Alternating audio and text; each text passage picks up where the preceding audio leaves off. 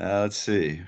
Okay, it looks like our recording has started, and I will call the December 2023 meeting, the last one for the year, of the Information Technology Advisory Commission, or the Tech Commission, is called to order. Do we have any public comment? Rick Burke, yes? Hello, Rick? Oh, just wait. Okay, you're with us. Louise or Kevin, do you have anything?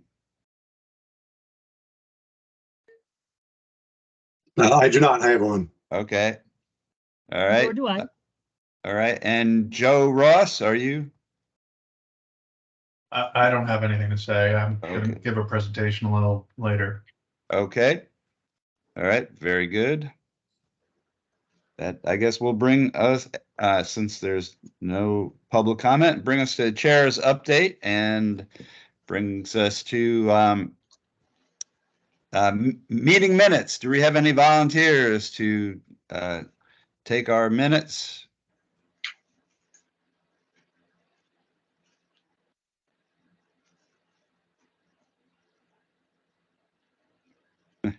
I'll do it. All right. Just Prescott.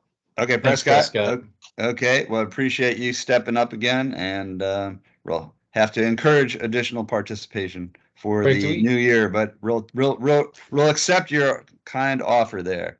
Is Gary on? I don't see it. Is Gary on?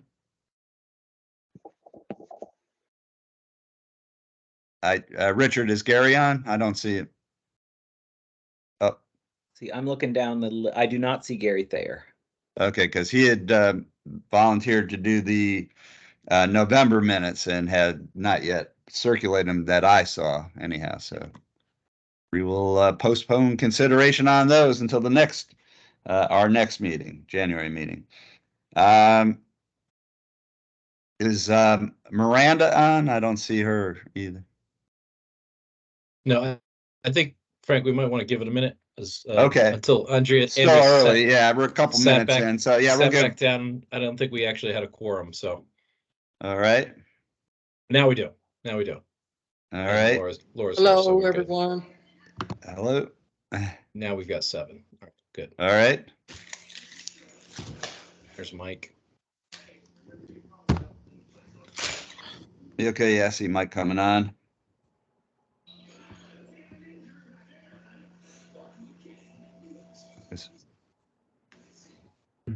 We had circulated the PPP letter. Had anybody provided any comments, input to Miranda on that? That's why I was asking for Miranda on that. There's Miranda. Yeah. Oh, okay.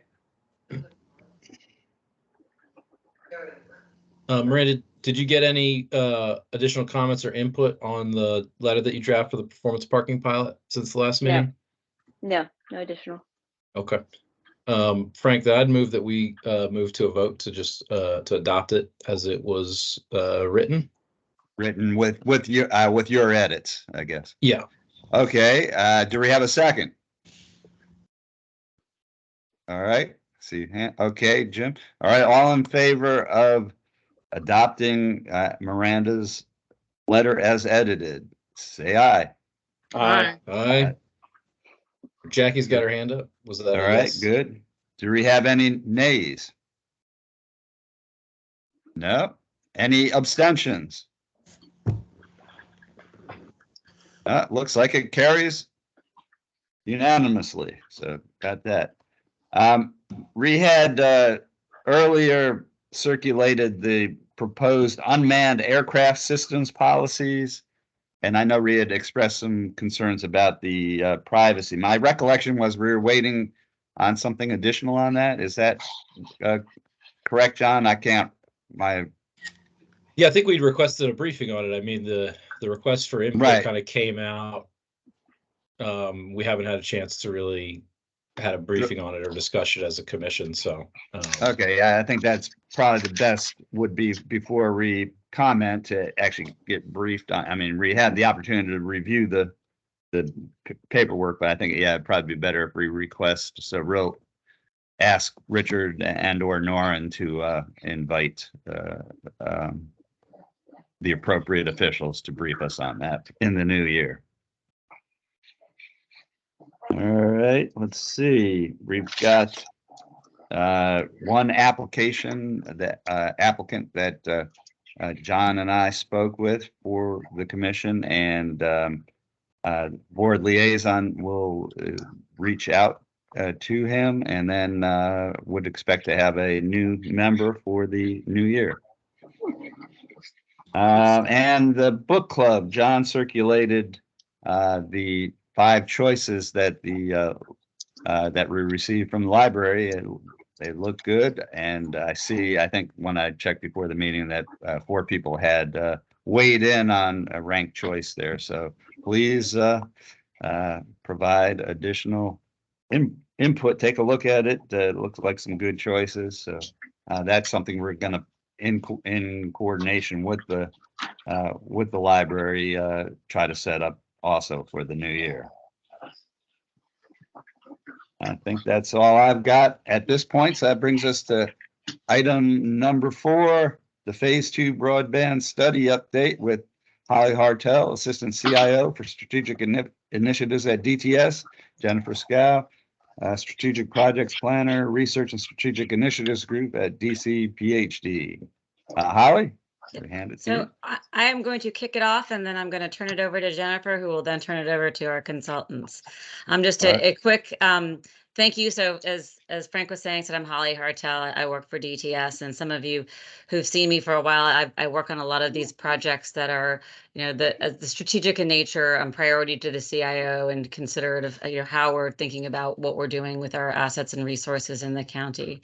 So thank you for coming along with us in this journey. It's been a long one.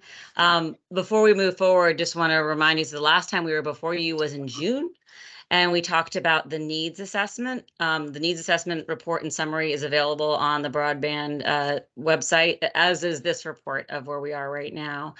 So Jennifer Scow, our partner and the project manager for CPHD, she's leading this effort, and she had shared the findings from the needs assessment. What was great about the needs assessment, it was the first opportunity for us to have a holistic data-based view of broadband in the county, utilizing the e-checkup survey with over 700 responses, ACS data, interviews of over 70 stakeholders, newly released FCC data, which we'd never had access to that before, comparing that to our MHUD database and other sources, kind of allowed us to understand the needs in Arlington at a level that we didn't before. And so you'll hear both Jennifer, and then when the consultant gets into it, kind of that's the basis for this model evaluation. So thank you all for being here. Thank you for listening to us. And I'm going to turn it over to Jennifer, who'll do a quick introduction herself. Thank you, Holly, and thank you all for giving us space to share this next phase of our work. Just wanted to also mention that this study is a 3-phase process. So Holly spoke to the needs assessment.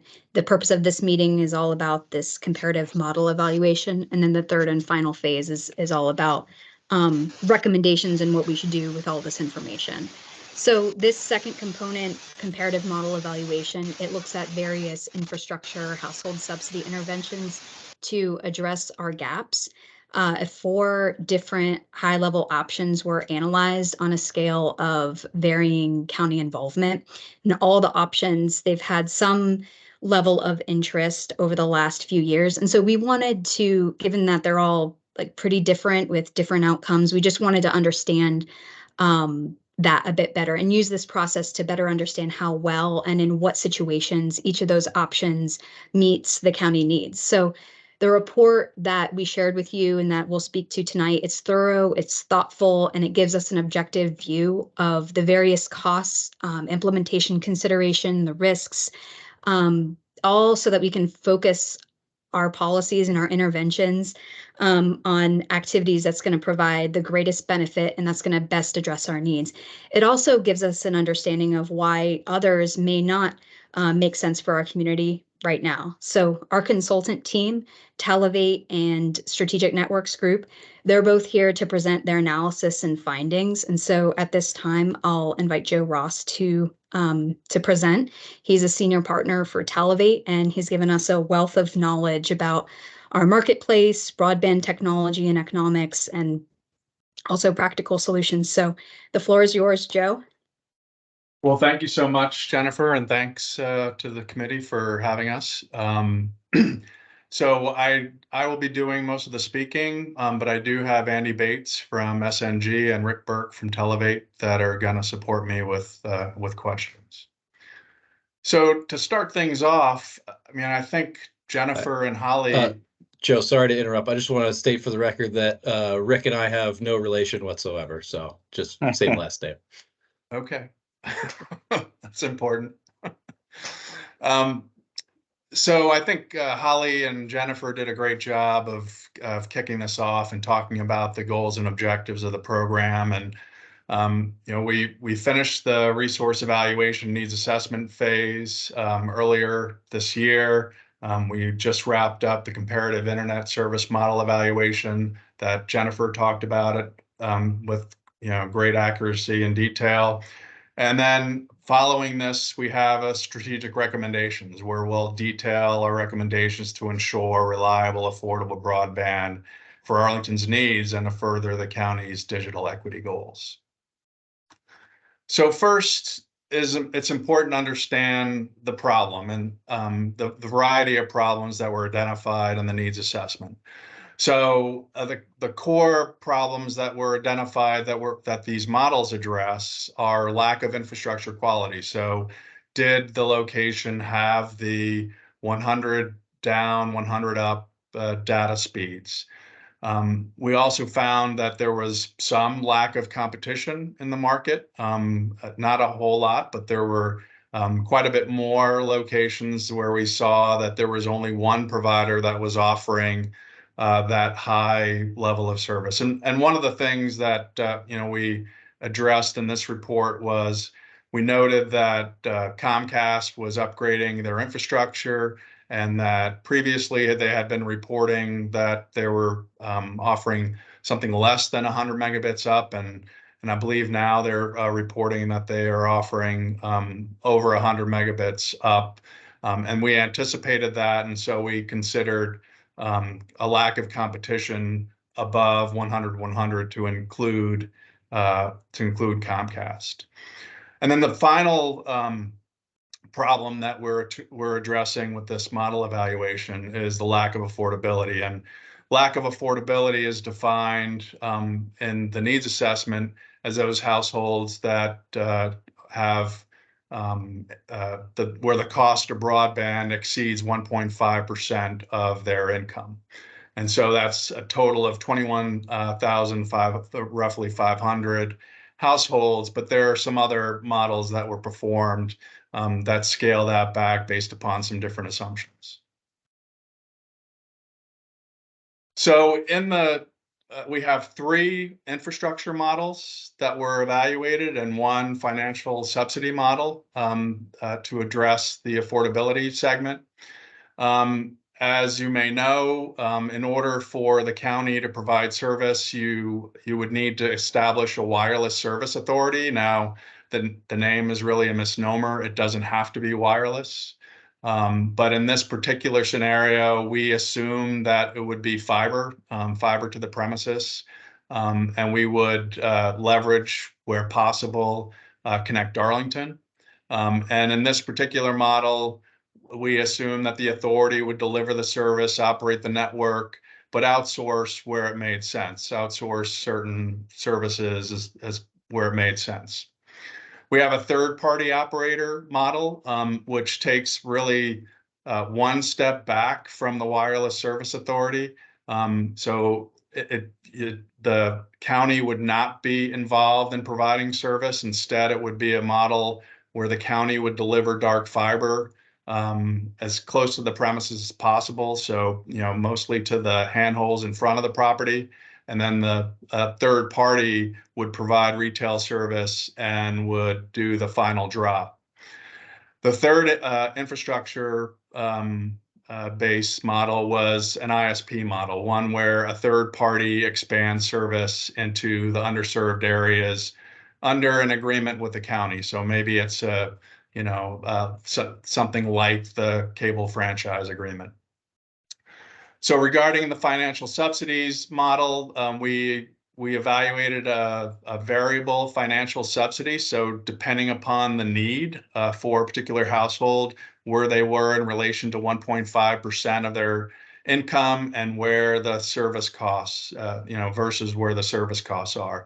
And so it was a subsidy that would be applied, whatever that delta is, would be the household would be subsidized. We also included several options. So there's an affordable connectivity program that's ongoing right now, and we considered models with and without that. And then we looked at whether or not we would be subsidizing a 100/100 service or a 100/20 service, which is the guideline for underserved by the federal government. So I'm not going to go over all the strengths and weaknesses, but essentially the Wireless Service Authority and the third-party operator, the weaknesses were primarily financial, right? So we saw that this model, these infrastructure models that build infrastructure to serve all three of those categories were losing substantial money over the 25 years, and it would cost the county a whole lot more money to solve these individual problems. We saw that they had extensive construction cost risks. They had, especially the Wireless Service Authority, had substantial revenue risk. So, there's a variety of, there's competition in the marketplace, and the competitors have the resources to compete on price if necessary, so they can offer discounts. Then there's other factors like bulk agreements, things of that nature, that would erode the ability for a county-led wireless service authority to generate revenue. And so there would be substantial risk associated with that. Now, the benefit to the Wireless Service Authority is that there'd be full control over the infrastructure and the service. So wherever you want to provide service, whatever kind of service you wanted to offer, whatever subsidies you would want to offer to individual households, there is full control over that. Third-party operator would have full control over the infrastructure as well. Another third-party operator risk would be that you'd have to find a retail provider. Now, that's probably not a very high risk. There might be a number of parties that would want that. If the county took the bulk of the risk with the fiber to the presence infrastructure, that would be taking away a lot of the service provider's risks, and so that might be a lighter risk. Now, with the ISP model, the issue is that the county, due to federal regulations, would have limited control over the ISP. So forcing the ISP to serve all of these locations, including and especially the affordable locations where, since they're outside of this, they're not unserved, and they don't lack competition. It means that they're already competitive. And so, it would be much more difficult to get the ISPs to participate in that kind of a marketplace. Now, the benefit of that model is that clearly the financial risk to the county would be far lower, right? So if the ISP was willing to make the investment to serve all these locations, then the county's risk would be lower. On the financial subsidy model, the benefits is that, clearly that you would be subsidizing households to be able to have service when they were having trouble affording the service. And another benefit to this particular model is that the subsidy would be applied only to the extent that it was needed, right? So only to the extent that that household is cost burdened. But the weaknesses are that it's an expensive program. So it's going to cost the county substantial sums of money, and a variable subsidy would be complex to implement. So I'm just going to not go over the grades for each of these models and for each of the categories of the problem that they're trying to solve. But I just want to highlight that there's a number of factors that were included in our rating. So the overall cost, the risks, and then the likelihood that would address the need.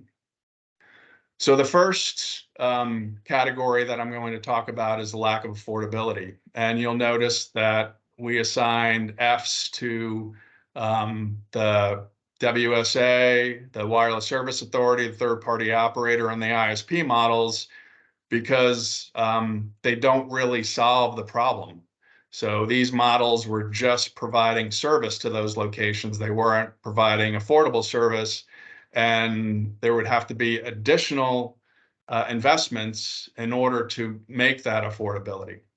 Now, the subsidy model does a good job and is really, created to address affordability directly.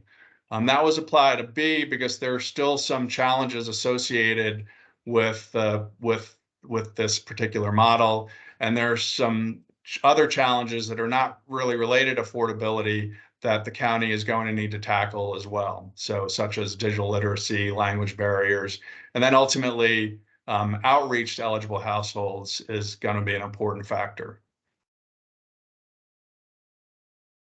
So with regards to the lack of choice and competition and the lack of infrastructure quality, because of the tremendous cost to the county, we saw that the Wireless Service Authority and the third-party operator models would get passing grades, but would be very undesirable, D- and D respectively. And we saw that the ISP model would be acceptable and is more likely to be successful.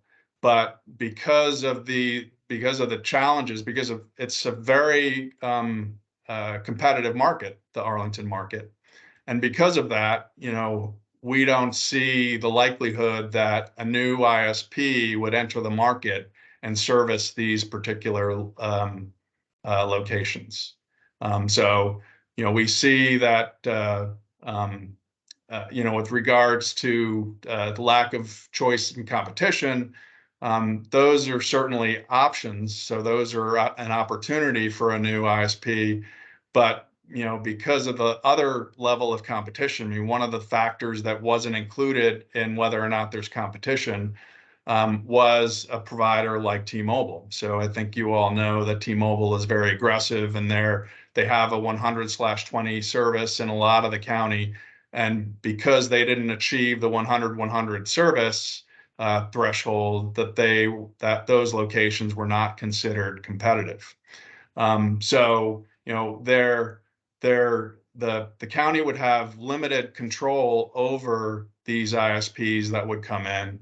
And so if the county did try to require that a new ISP would come in and serve these locations, there would be some risk that you wouldn't be able to find an ISP to enter the market. But again, it was still acceptable, just that the lack of control and ability to make sure that they serve all non-competitive and lack of infrastructure quality locations would be a risk. And of course, the subsidy program didn't address the lack of competition and the lack of infrastructure quality. So this slide provides more details about the financial analysis. So it was a very high order of magnitude, rough order magnitude analysis. And the Wireless Service Authority, you can see over the 25 years of the life of fiber, would lose about $60 million. The third-party operator model would lose $17 million, as opposed to the ISP model, which would actually gain $117 million in net revenue over the 25 years. Now, towards the tail end of this 25 years, the Wireless Service Authority and third-party operator models do make money. They are making some money, but they haven't come close to recovering all the investments that were made at the beginning part of the program. On the ISP side, we also have we have the ISP's perspective. So that's the third column in this analysis. And then the final column is an Arlington perspective. And so, we included in the analysis that there would need to be an additional person that would be responsible for managing whatever new mechanism was created in order to bring in this new ISP. And there would be limited inflow of funds. I think we assumed that there would be a 5% of revenue, but certainly the competitive revenue would just be moving money from one vendor to another. And so if it's 5% of gross revenues on on broadband services or the equivalent, then it wouldn't generate a whole lot of money. So at the end of the day, we saw that the wireless service authority, the third-party operator models were not sustainable. And in terms of the ISP model, it was sustainable for the ISP, but it was going to cost Arlington some funds in order to have the resources to manage an additional ISP.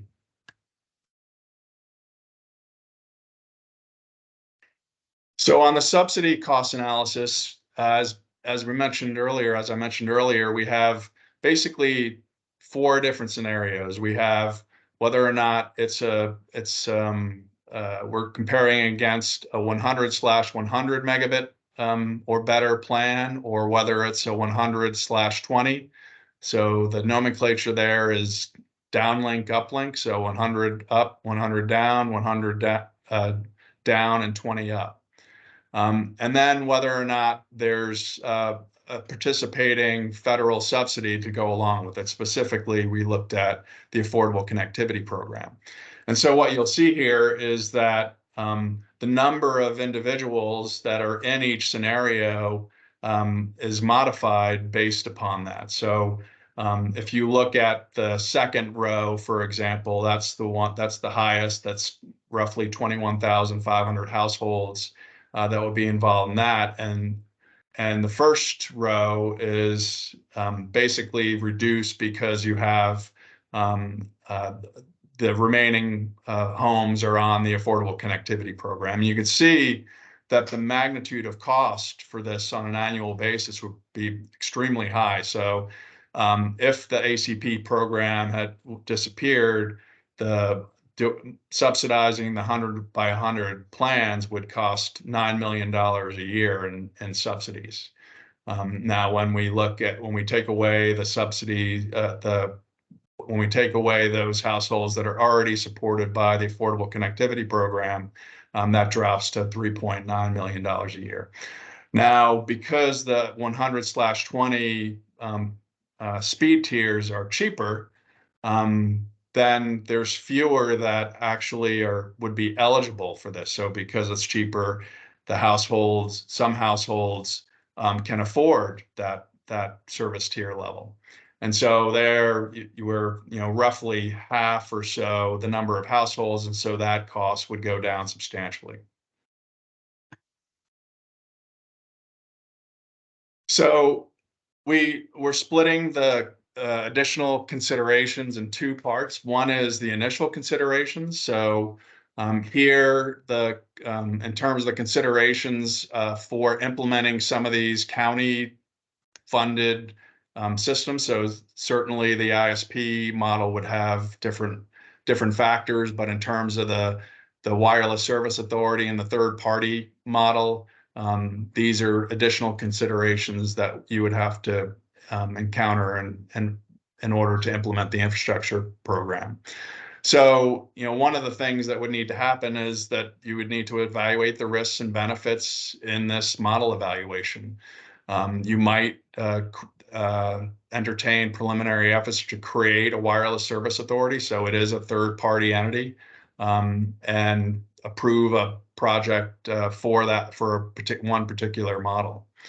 One of the challenges of including the cost burden households is you don't necessarily know where they are. You certainly could identify the affordable housing locations, but that's not the entire cost burden marketplace. So you'd have to figure out how you're going to build infrastructure to these additional cost burden households. Of course, you'd need to do detailed engineering and budgeting.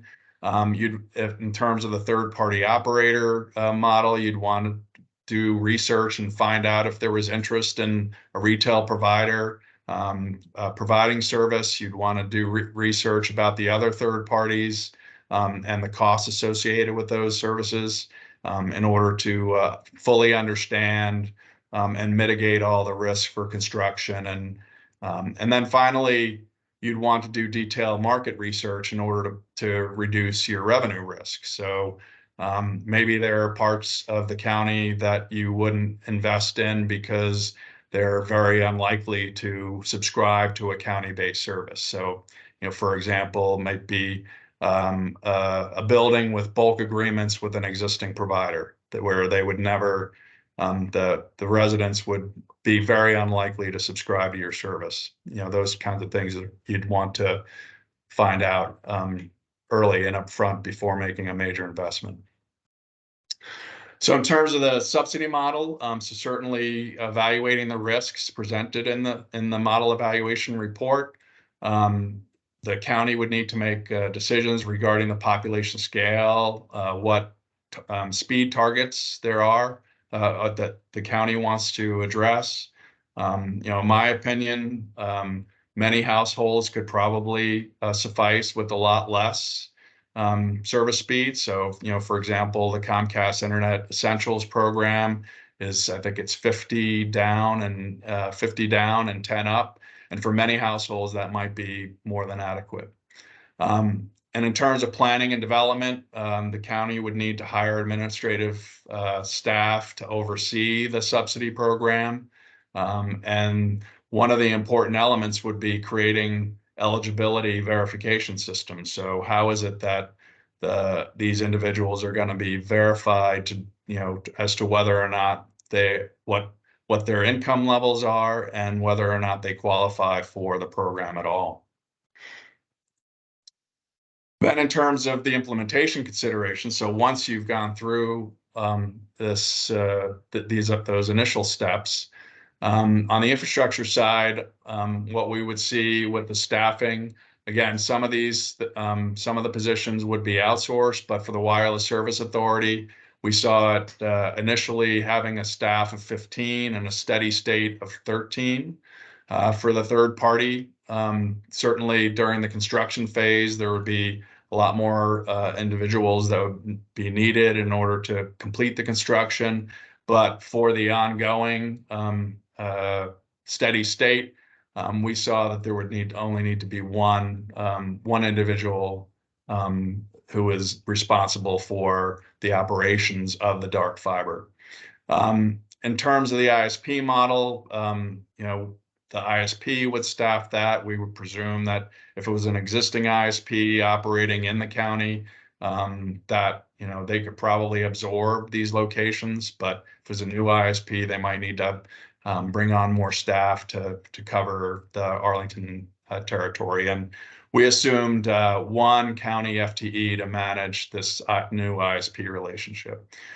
Certainly phasing, so where, maybe starting with a neighborhood where you felt that the returns would be better, where the uptake would be better. And certainly an important consideration on the infrastructure would be the financing and sustainability. So, if the county were to proceed with a wireless service authority or a third-party operations, in addition to this, all the funding that we estimated to be needed, just to really cover the first 5 years, that the loans that we established were really just covering the first 5 years, but clearly, because they're losing a substantial sum of money, that would also need to be funded. And is that funded under debt? And if that debt, you're going to have to take on more debt than those losses in order to have a fully sustainable service. On the financial subsidy, certainly staffing, admin, it could involve multiple departments, policy, program management, financial oversight.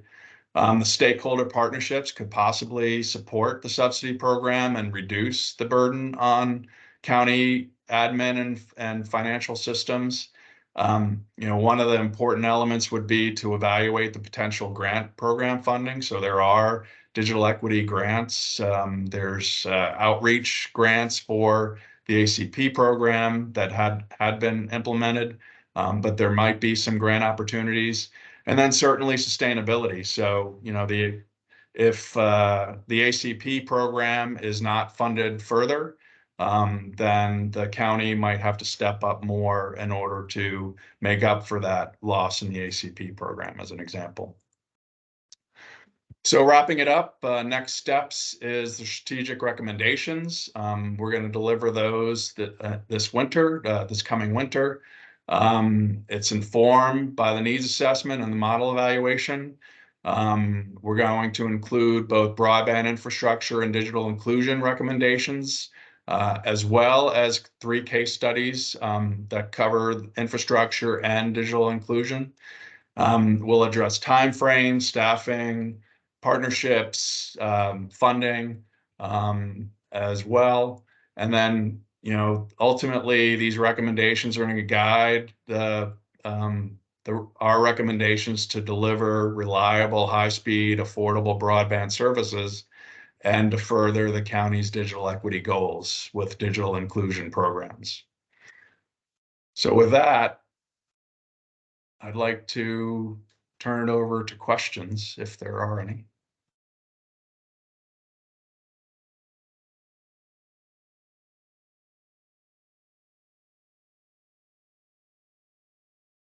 Are there any questions?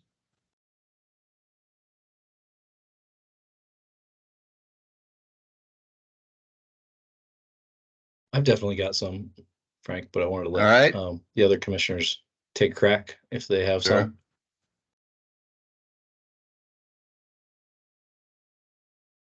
some. So I'll jump in. The financial model, you repeatedly made reference to this as I think the phrase you used was a rough order of magnitude assessment. Could you help us understand the model a little bit more in detail and kind of what the limitations of it are and kind of the granularity that you were able to achieve with your analysis? Because I think that helps us understand a little bit better. Yeah, so there's the infrastructure portion, and then I'll turn it over to Andy to talk about the subsidy model. Or were you interested in just one of the two?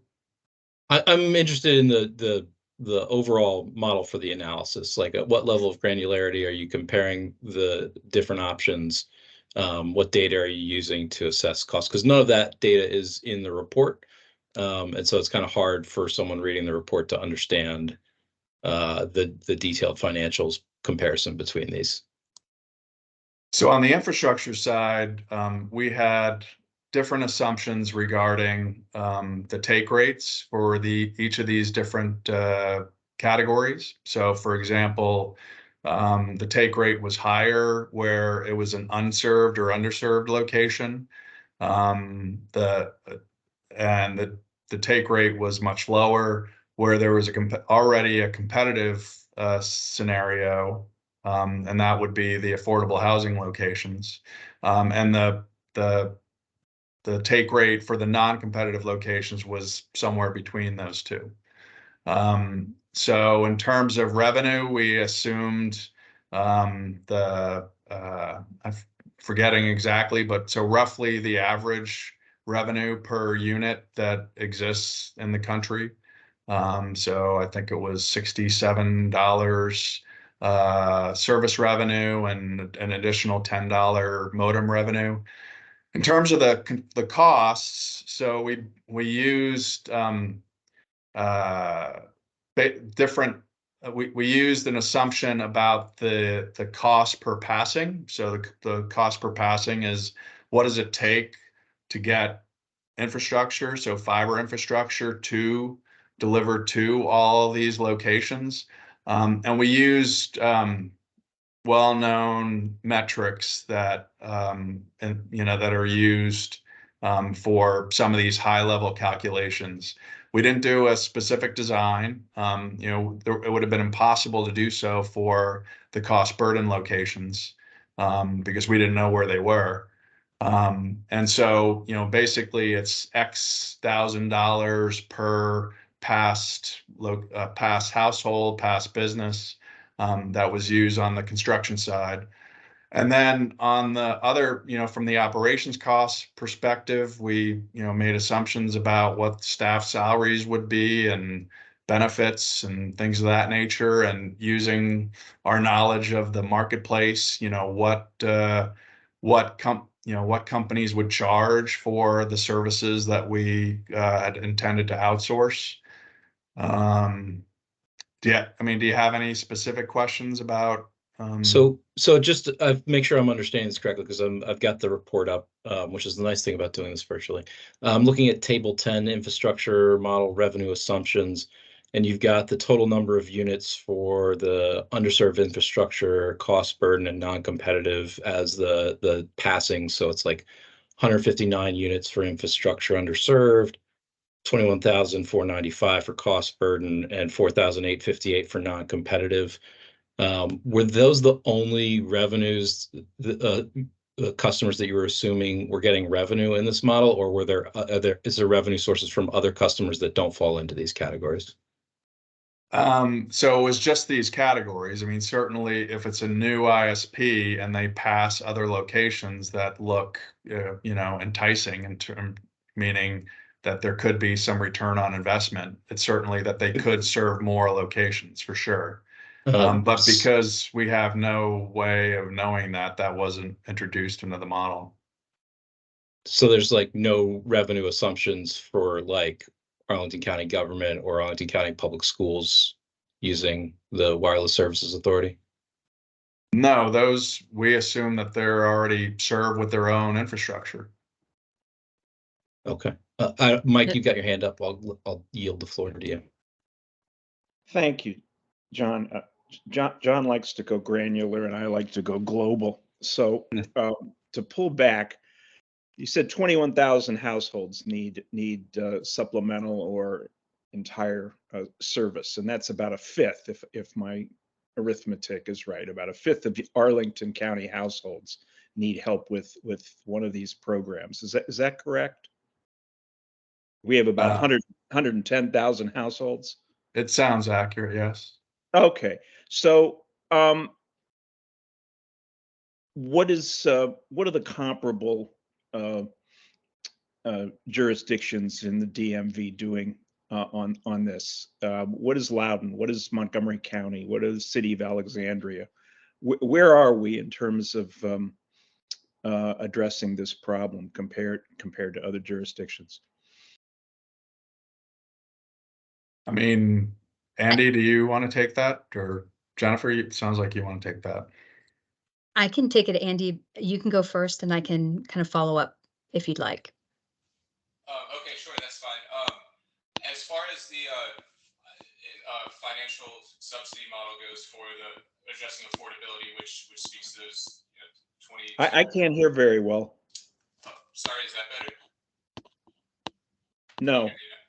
No. It seems like your mic's off and your laptop or your computer mic is picking up background. Sorry, I'm afraid this would happen. You want to go first, Jennifer? And yeah, let me go first. I'll tackle your question about the jurisdictions and how we stack up. So Holly and I actually participate in a Northern Virginia sort of like regional group of staff who are kind of working on digital equity for our respective jurisdictions. And you can kind of back me up, but my sense is that we're ahead of the game in the way that we're looking at this. And I would say that probably in terms of promoting the ACP program and getting people signed up, maybe not so much there. I think other jurisdictions are potentially doing a bit better job of getting the word out about that subsidy and getting people signed up. We could do a better job. And I think that we will, particularly after this report is released. So, but in terms of looking at it from like an affordability standpoint and kind of globally, no one else is looking at it in the way that we're looking at it. They're all sort of stopping at ACP. And in Northern Virginia, the ACP basically helps at about 30% of the area median income. When you look at the income requirements and eligibility standards of that program and compare that to our own household income. So that's where most people are stopping. We're trying to define, well, what does it mean to have affordable internet? And there's no real standard like we do in housing. I don't know if you've ever heard of the housing standard, where you can't spend more than 30% of your income towards housing or else you're considered cost burdened. So there's no real standard for internet service, but there are some national organizations looking at this. Some are using 1%, some are using 2%. And so Strategic Networks Group, who kind of managed that part of this report, they took the average of that 1.5% and applied that to our household income. And where that falls is about 50% of the area median income. So that's what you're looking at. Around that is about our like internet service cost burden. And so, but the thing is when you look at the numbers, it's, when you're at the higher tiers of like 40%, 50% area median income, you're looking at like a $5 sort of cost differential. And so it's not a huge amount. And I think that, I don't know if that answers your question, but I just wanted to sort of be thorough here and say that we are doing more to look at this issue and address this than the other surrounding jurisdictions. Thank you. I would definitely agree with that. That there's, Arlington is unique in that it really thought about affordability a whole lot in more detail. So everybody stops at ACP and assumes that it's only those that are eligible for ACP that are affected. But the reality is that the households that are having, that are likely to have trouble affording broadband internet service is, quite larger than those that are eligible for ACP. And also to kind of highlight the fact that, as Jennifer's saying, I think we're a little bit ahead of the curve. I mean, we've been working with these other jurisdictions around us, kind of offering the approach of what we've learned. I mean, we've had the opportunity to dig into it a much deeper level, but they can now follow kind of the path of what we've done. These are the things that you should consider and you should look at. And we're working together kind of from a state perspective of how do we find where our challenges are the same, and how do we make sure that we're utilizing going after potentially state funding at some point that benefits us regionally. Jackie, you got your hand up? Yes. The question really is a little bit of a follow-on to that, and that is, how did you account for, or did you look at the current subsidy level, ACP, and count that as a factor in what you were doing? And did you look at tiers of subsidy? For example, assuming ACP would be part of the solution, but there then might be another tier above that that would be an Arlington tier. That's one question. So I'm trying to understand, when you looked at subsidies, what assumptions you made about what was currently available and whether that was part of this and you were going beyond it. And then the second thing is some of the information about subsidies made the assumption that it would be Arlington and direct Arlington subsidies. Did you look at having the subsidies be through the third parties so that the management of validation of whether people met the subsidies and whatnot was not an Arlington issue, but might, say, be part of the third party providers? I don't know if that makes sense or not, but it's the question I have. Andy, did you get your mic addressed? If not, I can take a stab at it. Hopefully, I'll let me know if it's not right. But I will say we did take that into account when organizing the households for the subsidy model. Like Jen mentioned, there was the kind of the 30% threshold where a lot of households are eligible for the ACP. federal subsidy. And then below that, there's another subsidy called a Lifeline, which is also available and offers an additional almost $10 a month off of the internet service. So for households that were eligible for that, we were able to also apply that that $10 additional benefit onto the internet service costs. And that's kind of maybe the one kind of, we had to make the assumption that the internet service costs would remain at kind of an assumed level for across the board, and then apply the subsidy benefits as they were eligible for. So for instance, we weren't able to account for a household's ability to receive, discounts for a service plan or look for another service provider. As was mentioned in the report, we exclusively use the Xfinity price points. So I'm not sure I understand. Did you assume the base level of subsidies, federal and Lifeline, and then talk about the gap between that and affordability? Or did you assume no subsidies and talk about the full gap? Because what I would like to know is if we assume that everyone who is eligible, because we know we have not been getting people who are eligible to get those subsidies. Mm-hmm. So if we knew that if our goal was to get everyone who was eligible to get those subsidies, then what would the gap be? And is that a type of subsidy that then could be administered based on eligibility for the others? So it might not even require an additional management system to find out eligibility. Just, eligibility could be verified just once, and then you would have basically tiered subsidies. Sure. I think that's the way this was undertaken, is to either assume full subsidy uptake or none, when in reality it's about closer to 25 or 30%. I can let Jen speak to maybe more of the assumptions in the overall model that were made and kind of addressing that, but that's how we accounted for available subsidy in this. So you didn't look at, so I just want to be clear, you did not look at the assumption of what if everyone who was eligible had the currently available subsidies? No, excuse me, I can jump in. Yes, what you're looking at, so the first row, 100, with full federal subsidy uptake, that's assuming that everyone who is eligible for the ACP program, and actually also the Lifeline program, because you can get both actually. So they accounted for both of them, but everyone who is eligible for those programs are taking advantage of it and receiving the full benefit. And so what this number is showing, the $3.8 million, is really, it's assuming that those who are getting ACP are essentially zeroing out their internet costs. And so they're not contributing to this $3.8 million. This is everyone else between that 30 and 50% of the area median income.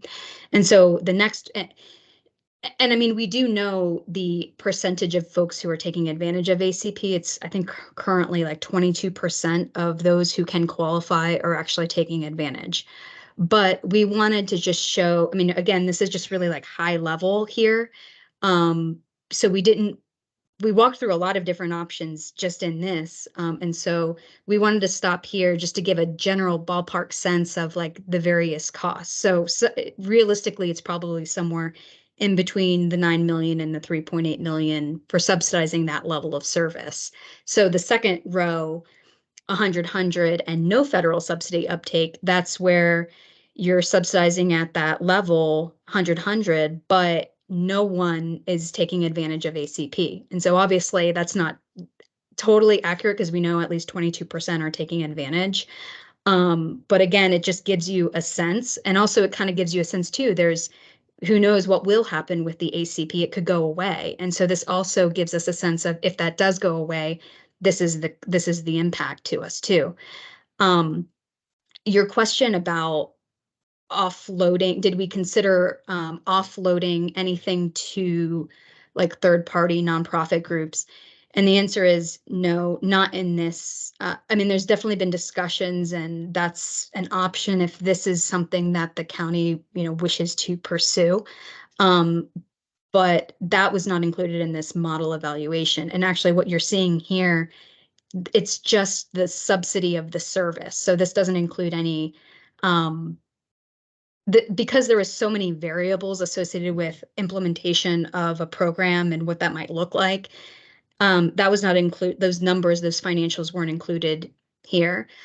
And that would actually be rather, complicated and adds significant risk and cost to sort of this model. But these numbers here are just really the service. So it's like, even if we offloaded the management of this to a third party, these would still reflect sort of the service subsidy costs.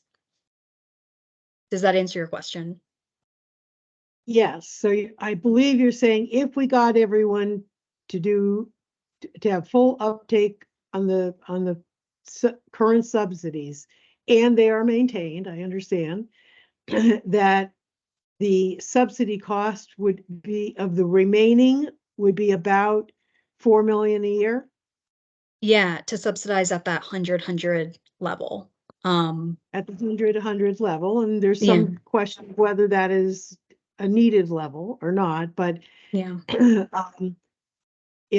It's certainly that or the 1.5 million is certainly, there's a big, I mean, one is twice the other, so those are some, to me, those are option A and option B.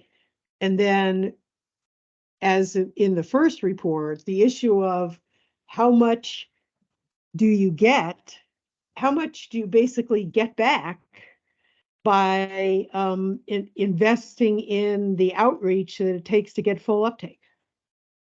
Because that's the other piece of it, is if, as you said, that's one where we may not have done as well as other counties. But if we were to focus on this, one of the ways to look at it would be, what our cost recovery is of getting full uptake.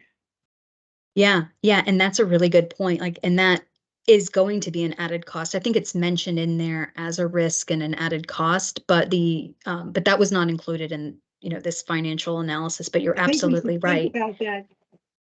Yeah, we should think about that as a piece of this, because these options have the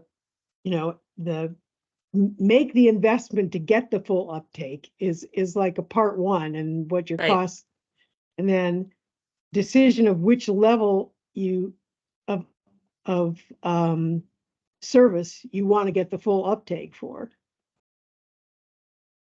Absolutely. Whether it's option A or option C on this. And if you end up doing option C, you start to really change the dollars over time. I think it's also important to remember they're laying all of this out, and part of this is where, I think it was mentioned earlier, our policy and kind of framework decisions. What do we want as a county, right? And this is where kind of some of the questions that you're asking, Jackie. It's like thinking about, all right, we could do this, but this is what it's going to cost. Or we could say that maybe there's a smaller scale, what we have the ability financially to do, but this is ultimately our goal of where we want to get to. And so I think what this is doing is kind of laying out a lot of the different options for us to then have the discussion. Okay, this is what this would mean. What do we want to give up for doing something like this? Well, and one more thought, and that is you provided two levels, 100, 100, and 100 or 20. And these are the kinds of things that change pretty rapidly in terms of what the expectation and the need is. So in some ways, calculating the cost of full uptake and focusing on that is even more important than what the level is, because that is going to change over time. And as Kevin had posted about the internet, it's constantly moving, right? I mean, so it's hard because it's always going to be. I mean, we're always going to be upgrading and getting faster speeds happening, and so trying to incorporate that. Well, and everyone's going to keep making school applications that require, greater bandwidth. So faster. Everybody wants, I mean, they're going to start doing interactive graphics that take all kinds of stuff. Okay, thank you. Yeah. So I got two more kind of strategic questions I'm trying to wrap my head around. And I think I've got the answer to the first one, but I want to make sure that I'm sure. We talked about the revenue side of the equation. On the cost side of the equation, it looks like the analysis applied an assumption that there would be essentially the same infrastructure cost per passing for the three different models, three different infrastructure models, the wireless service authority, the third party operator, and the ISP. Is that accurate? Yeah, we looked at the aggregate total number of passings, looked at the household density per square mile, and we applied that cost per passing across all three categories. So the assumption is that that the Connect Arlington asset would not provide any kind of cost advantage to the wireless services authority comparative to the third party operator or the ISP models. So Connect Arlington, because there was no design performed, there's no way of telling exactly how Connect Arlington could be integrated.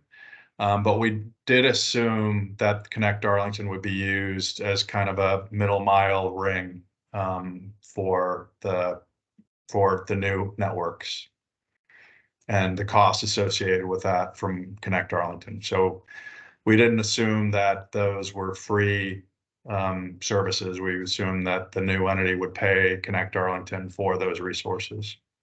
And do you think that's a reasonable simplifying assumption or a limitation of the level of granularity of the analysis, not being able to really look at where the infrastructure was relative to the potential customers?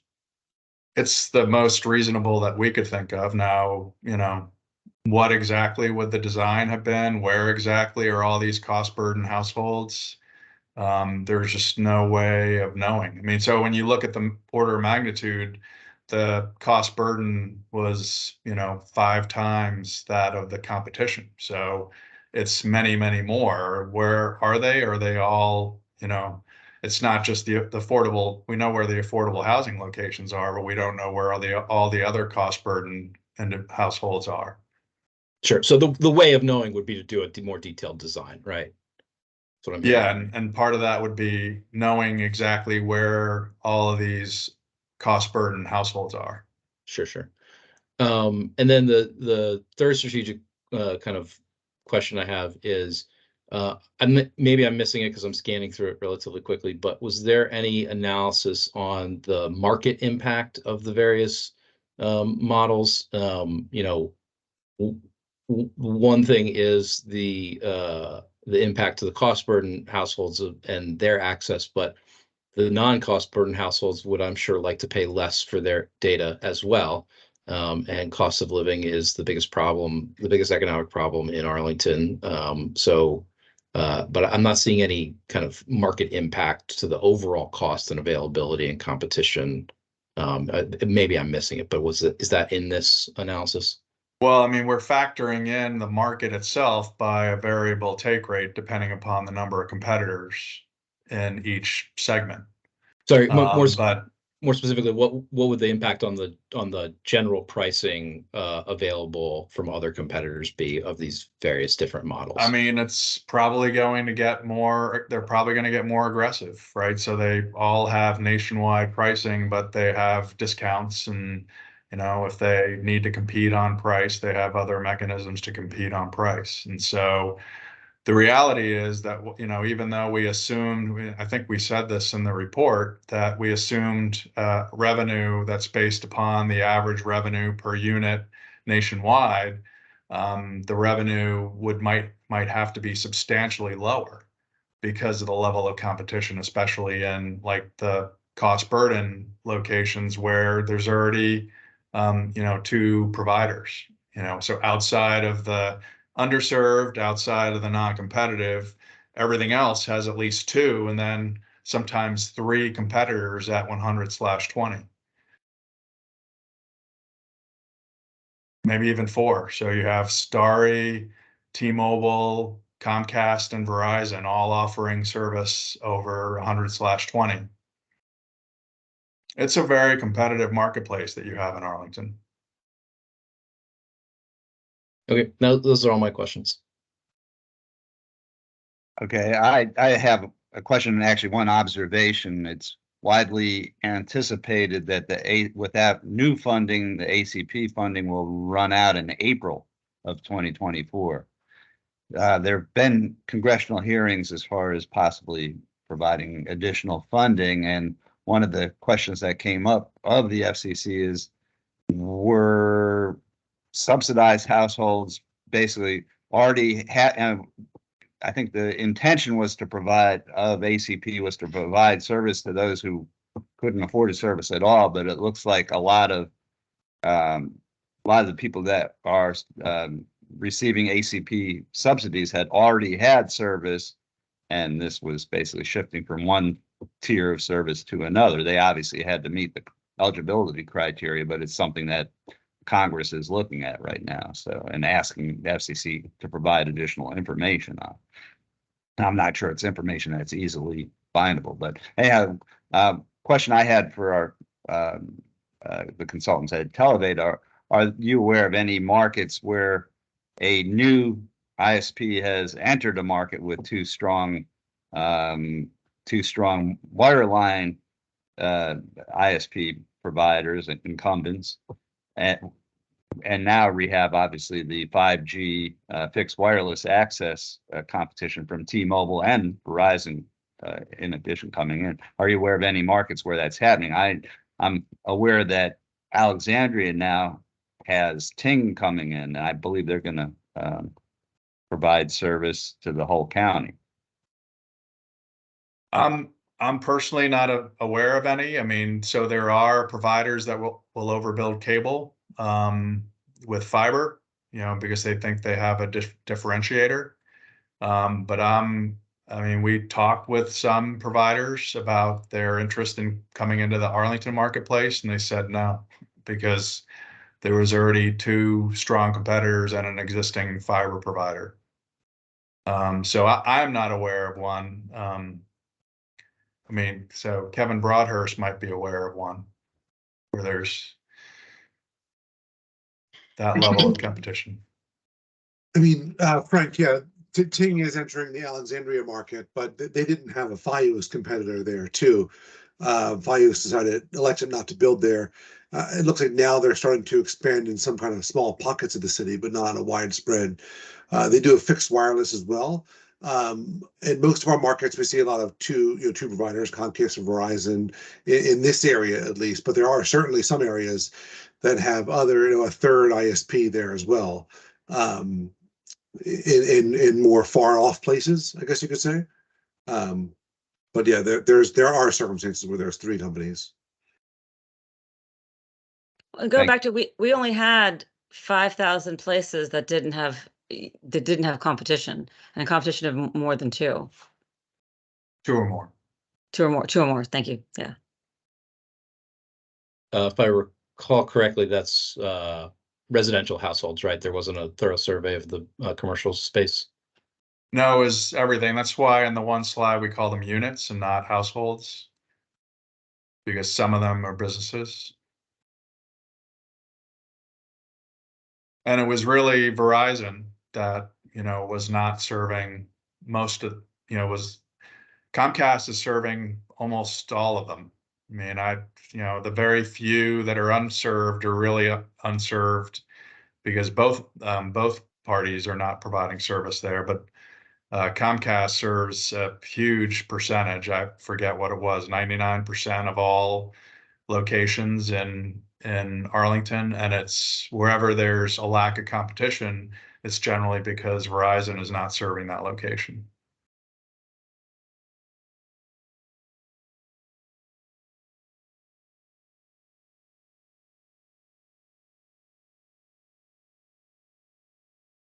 Are there any other questions?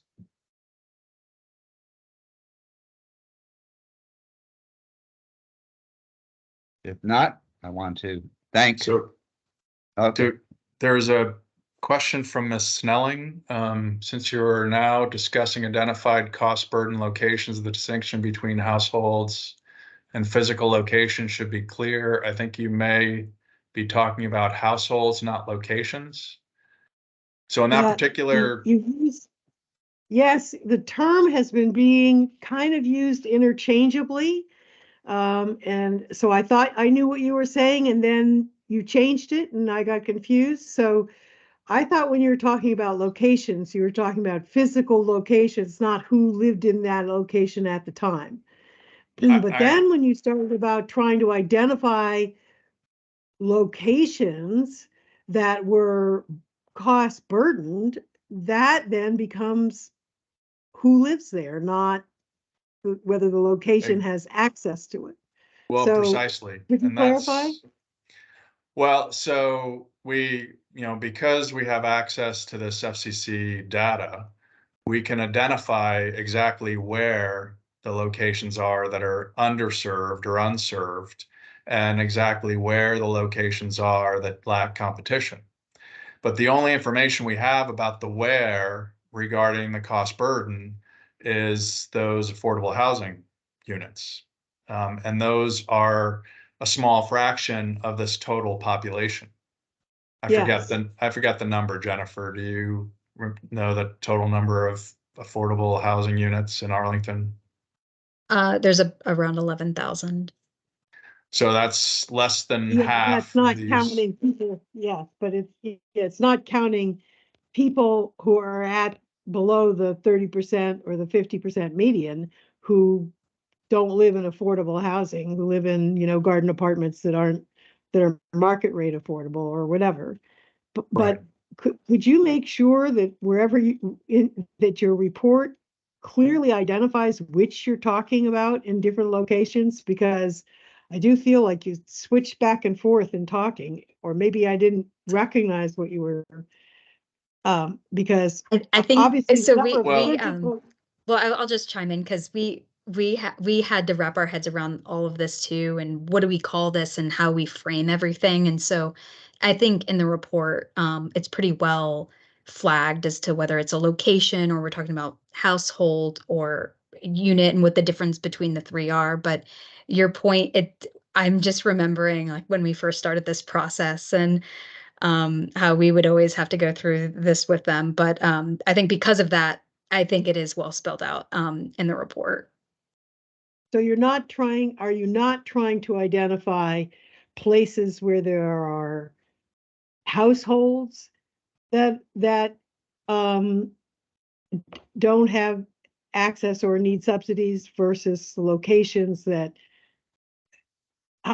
I'm confused. I'm now confused about what the difference is that we know the places, the locations where there's no service, because Joe mentioned there's the FCC data, but that gives us the buildings and the locations. But the thing about this analysis is that we not only wanted to look at the physical quality of the service and whether we were getting what we want and whether there's service at a specific location, but is that service affordable? And so when you're talking about affordability, now you got to bring in a household, because you're talking about, because units don't have income, households have income. But the problem is that when you bring these households into the mix, we don't know where they live. And even in affordable housing where we throw out 30% AMI, 50% AMI, we actually don't know. It would be a very onerous exercise to understand where, like what income is associated with a certain unit. We know the income restrictions, but we actually don't know like who actually lives there. And so what this is showing is that this is beyond just affordable housing locations. There's folks that earn 50% AMI and they don't live in affordable housing. And so we you could sort of make some assumptions around affordable housing, given there's income restrictions there. But if you want to be inclusive, that's what we tried to do with this analysis. We don't know where those people are. And I think because Joe was kind of talking about that, And so I feel like maybe that was kind of the confusing part of it, but that's why households kind of were brought into the mix. But without knowing where they live, the census does tell you how many households we have below a certain income. Yeah, And we know so that. you can pick any income level and you could and make the assumption that you're making about locations. You could make countywide and say we have X percent of our population that is, below this level that we're talking about for subsidies. And then you don't know exactly how they're distributed across the county, but that's a different issue. That is what we did, and that was why, going back to Joe's question, or the question to Joe, like where everybody's located and getting the detail of the infrastructure, we don't know exactly where these people are, but we know they count with generally the count. That's why we used a model that just factors density and not specific location. Because that was considered. And I think the whole purpose of this analysis was to kind of get a gut check. I mean, there's a bunch of different options that we could do. They're all kind of different. And we needed to hone our focus. And so, sure, we could have done a much more detailed engineering analysis and paid for that. But our thinking was, and Joe and his team have all the capability of doing that analysis. But our thinking was, let's stay a bit high level here and kind of so that we can hone our focus a bit better. And so if at the end of the day, we want to do, given all the analysis that we've done, but yet we still really want to do the wireless service authority model, that's just what we want to do. Well, okay, well then there's a next step analysis that needs to be done after this. And that might entail more detailed analysis of identifying or making some more detailed assumptions about where households live so that we can, we can factor that in. But for the purpose of this analysis, it was designed to be a bit more high level so that we can, do exactly what we're doing here, is just really discuss the issues and kind of get a gut check of which way we should be pointing ourselves.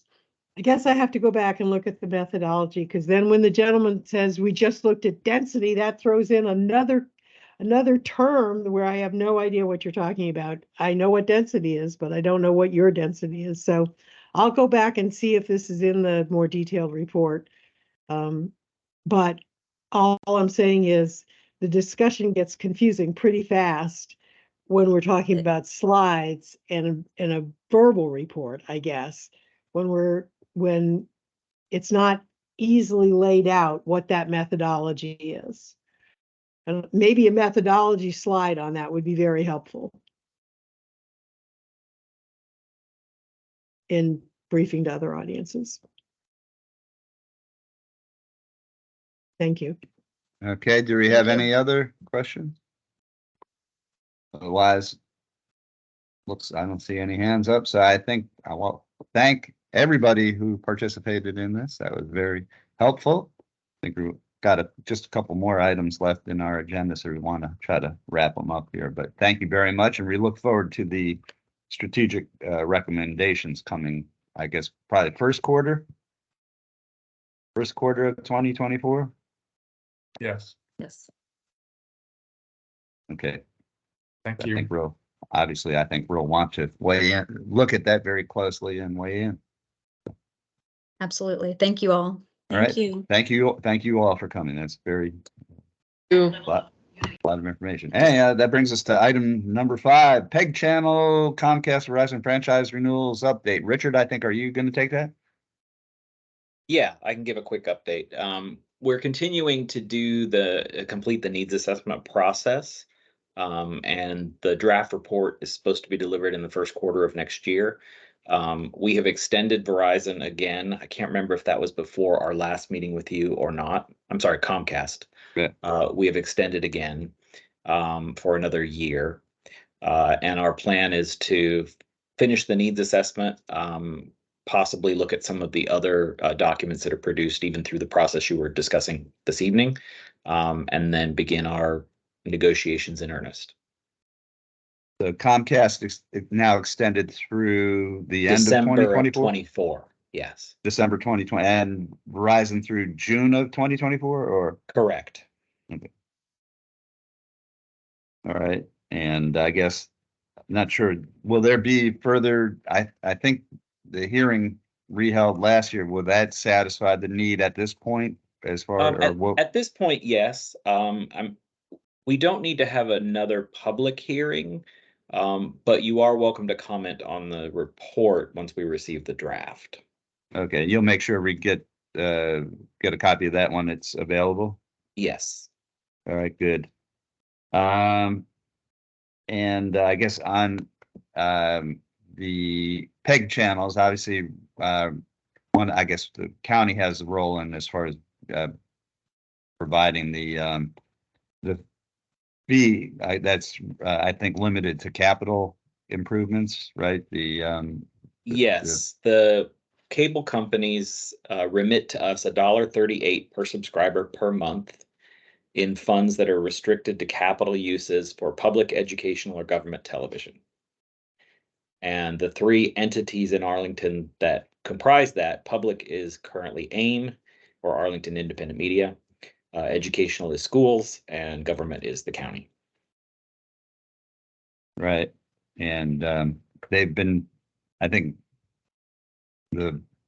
being provided they've been provided the funds as in the past. I know. We saw that article. I circulated the article about AIM, leaving the Wilson Boulevard location. Is there anything you can provide? I know that rent obviously can't be that's been a long going thing. That the rent can't be paid out of those PEG channel fees, right? So it cannot. Right. So it's only new capital improvements, I think. Correct. Do we have any further word on the indication in the article was AIM was looking at space in Courthouse Plaza? Do you have any more information on that? I do not. I know that they do have space in another county-owned building at 4700 South 4 Mile Run, and are hosting some of their services at that building, but I do not have any updates on a ratified lease or agreement at the courthouse location. All right. Well, if you hear anything, if you could let us know, that would be appreciated. Sure. Does anybody have any questions for Richard on the PEG channel or the Comcast Verizon franchise renewal? No, I don't see any, so we'll move on to legislative update. All right, let's see. At its December meeting, the FCC initiated a rulemaking looking toward possible prohibition of early termination fees, ETFs, and billing cycle fees by cable TV providers, which is in harmony with the Biden administration's fight against junk fees. Recent survey finds that 92% of U.S. households get an internet service at home, which is up from 83% in 2018. So it's a substantial increase in just that 5-year period. And 98% of that 92% are subscribing to broadband level speed services. So again, and also a big increase over the prior years. So that is very encouraging news. Small cable systems in both Kentucky and Alaska are shutting down their multi-channel or traditional cable video services due to escalating programming costs and continued cord cutting by customers. This is a trend that seems to be picking up. These are real small systems, but it's just something that we ought to pay attention to. Verizon has announced the launch of Fios TV Plus to all new customers who subscribe to Fios video services, which will enable live TV and streaming services through one small device without a traditional set-top box. That's all I've got. Let's see, any further DTS update, Richard? I do not have anything else. All right, that brings us to the good of the order.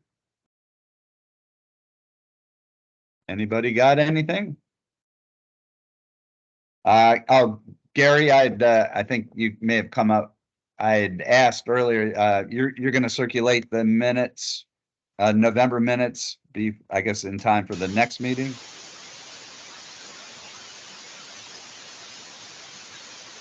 Gary?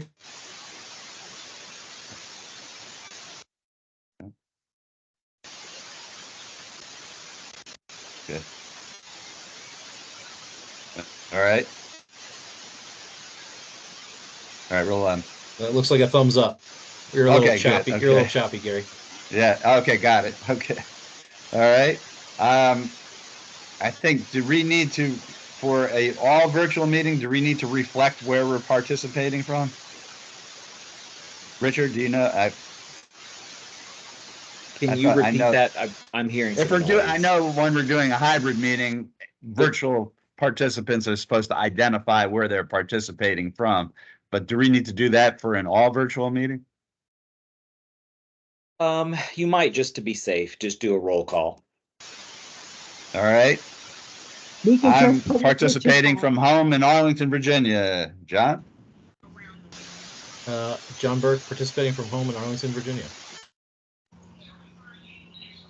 All right. Jackie? home in Arlington, Virginia. All right. Gary?